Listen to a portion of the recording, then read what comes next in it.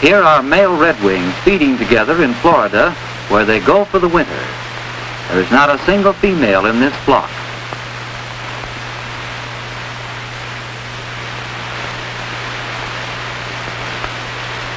Early in spring, the redwings return to the northern marshes where they raise their young. The males arrive long before the females.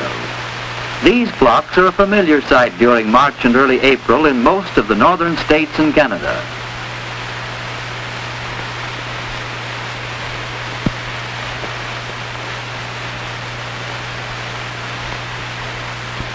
When the males arrive on their nesting grounds, the flocks scatter, and each male selects a small territory in the marsh. He drives the other males away and sings and displays his scarlet epaulets.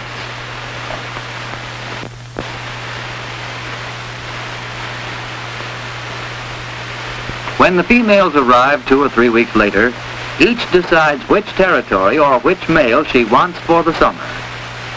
Females are easily distinguished from males by their streaked plumage and by their dull shoulders. Females do not sing like the males, though they have a number of sharp call notes.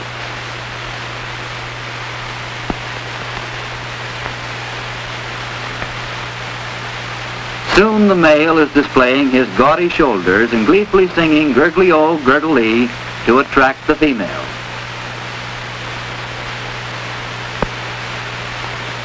He becomes much excited whenever the female alights in his territory, performing in this manner for her benefit.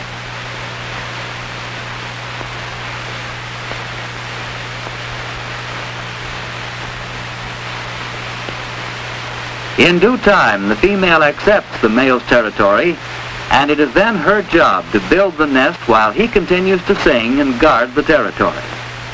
After choosing the spot where the nest is to be built, she gathers tough, pliable fibers from the bark of the swamp milkweed to weave in and around the cattails or sedges and form the hanging basket which we will soon see.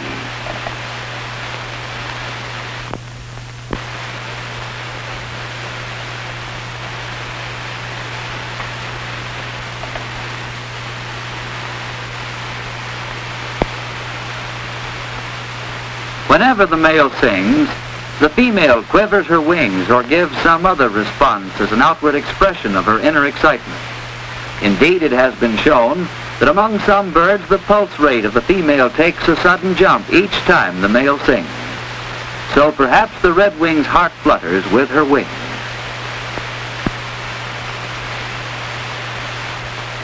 With the outer basket completed, the female redwing adds a plastering layer of mud or a decaying wet vegetation. Finally, she adds a thick, dry layer of carefully placed fibers or dry grasses. Then the nest is ready for the eggs. The following day, the first egg is deposited.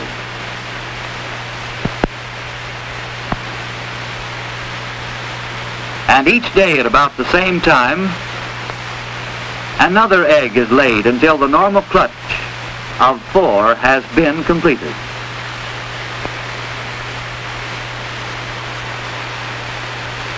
After laying the last egg, the female starts incubating, cuddling the eggs against the bare skin or brood spot in the middle of her breast. The male does no brooding.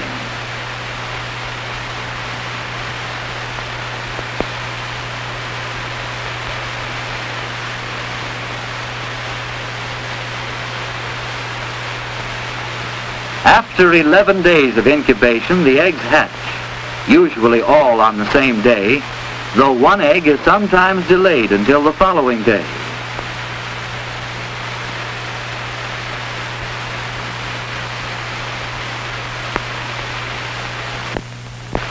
We have placed the last egg in a teaspoon to watch it hatch. On the outside it looks nearly the same as when first laid, only a little duller.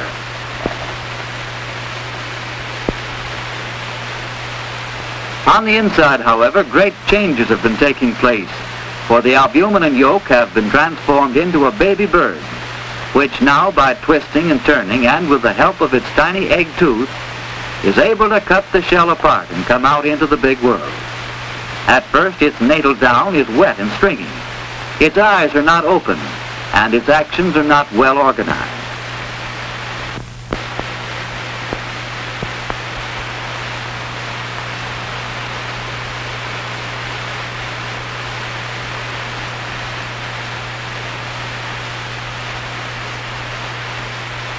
Very soon after the eggs are all hatched, the mother bird starts feeding the youngsters insects, which she finds around the marsh. From then on, feeding is an almost continuous process. She brings the insects in her bill and places them in the youngster's throat, touching the back of its tongue to get the right reaction.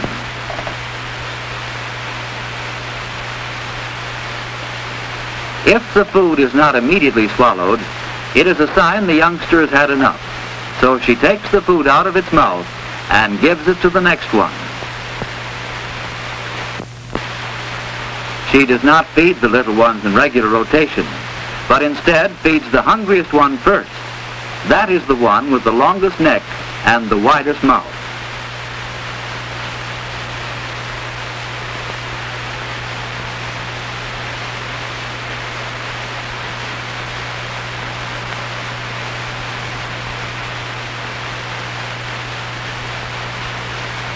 After each feeding, the mother bird carefully cleans the nest.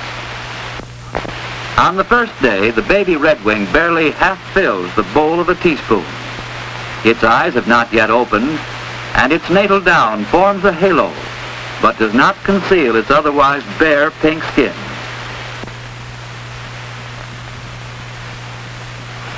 By the second day, dark lines indicate where juvenile feathers will soon appear.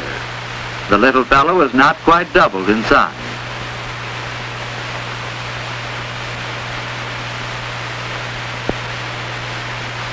On the third day, the incoming juvenile feathers show distinctly in the wings and on the back and flanks.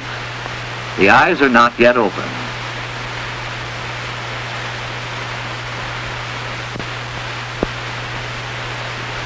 On the fifth day, the young redwing shows visible quills, but the feathers have not yet broken from their sheath. He can open his eyes at this age. Between the fifth and seventh days, great changes take place in the general appearance of the young redwing. For not only has he grown much larger, but his feathers have lengthened and are now breaking from their sheaths. His eyes are wide open and gaining a little expression.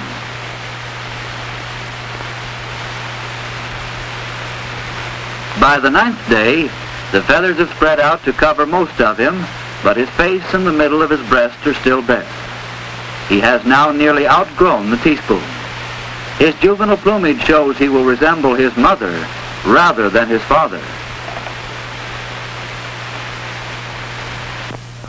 On the 10th day, the little redwing's body is entirely covered by the overlapping of the feathers. Only his face with its large ear opening still lacks feathers. He can now fly short distances, and by the following day he is ready to leave the nest of his own accord.